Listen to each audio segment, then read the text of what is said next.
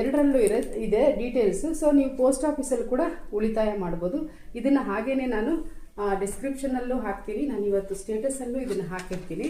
Just ನೀವು photo ತಗೊಳ್ಳಿ, details ಪೂರ್ತಿ ಇದೆ. ಸೊ ನಾನು ಹೋಗಿ ನಮ್ಮ ಮಹಿಳಾ ಸಂಘದಲ್ಲಿ ಹೆಣ್ಮಕ್ಳು ಉಳಿತಾಯ ಮಾಡೋದಕ್ಕೆ ಯಾವ ರೀತಿಯಾದಂತಹ ಯೋಜನೆಗಳೆಲ್ಲ ಇದೆ ಅಂತ ಕೇಳಿದಾಗ ನನಗೆ ಪೋಸ್ಟ್ ಆಫೀಸಲ್ಲಿ ಇದೆಲ್ಲ ಡೀಟೇಲ್ಸ್ ಕೊಟ್ಟರು.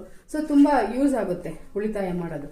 ಯಾಕೆಂದರೆ ಎಲ್ಲೂ ಮೋಸ ಹೋಗಬಾರ್ದು. ದುಡ್ಡಿನ ಆಸೆ ಪಟ್ಟು ಬಡ್ಡಿ ಇಂಟ್ರೆಸ್ಟ್ ಸಿಗುತ್ತೆ ಅಂತ ಆಸೆ ಪಟ್ಟು ನೀವು ನಿಮ್ಮ ದುಡ್ಡು ಕಳ್ಕೊಂಡ್ರೆ ಯಾರನ್ನೂ ಕೇಳೋಕ್ಕಾಗಲ್ಲ. ತಗೊಂಡಾಗಲೇ ಒಂದು ರೀತಿ ಇರ್ತಾರೆ, ತಗೊಂಡ್ಮೇಲೆ ಒಂದು ರೀತಿ ಬದಲಾಗ್ತಾರೆ. ಸೊ ತುಂಬ ಕೇರ್ಫುಲ್ ಆಗಿರಿ, ಎಲ್ಲೂ ದುಡ್ಡು ಕಳ್ಕೊಳ್ಳೋಕೆ ಹೋಗ್ಬೇಡಿ.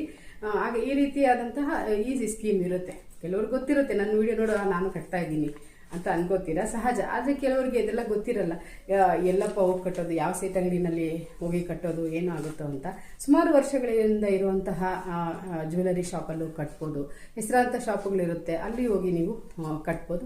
ಸೊ 1 ಮಂತದು ಸಿಗುತ್ತೆ. ಸೊ ಈ ರೀತಿ ಇರುತ್ತೆ. ಹೆಣ್ಮಕ್ಳಿಗೆ ಹೆಲ್ಪ್ ಆಗುತ್ತೆ, ಯೂಸ್ ಆಗುತ್ತೆ ಅಂತ ನಾನು ಇವತ್ತು ಇದೊಂದು ವಿಷಯನ ನಿಮ್ಮ ಹತ್ರ ಹಂಚ್ಕೋಬೇಕು ಅಂತ ಹೇಳಿ ಹಂಚ್ಕೊಂಡಿದ್ದೀನಿ. ಸೊ ಹೀಗೆ ನಿಮ್ಮ ಸಪೋರ್ಟ್ ಇರಲಿ. ಸಬ್ಸ್ಕ್ರೈಬ್ ಮಾಡಿ, ಶೇರ್ ಮಾಡಿ. ಜಸ್ಟ್ ತುಂಬ ಕಂಜೂಸ್ ಆಗಬೇಡಿ.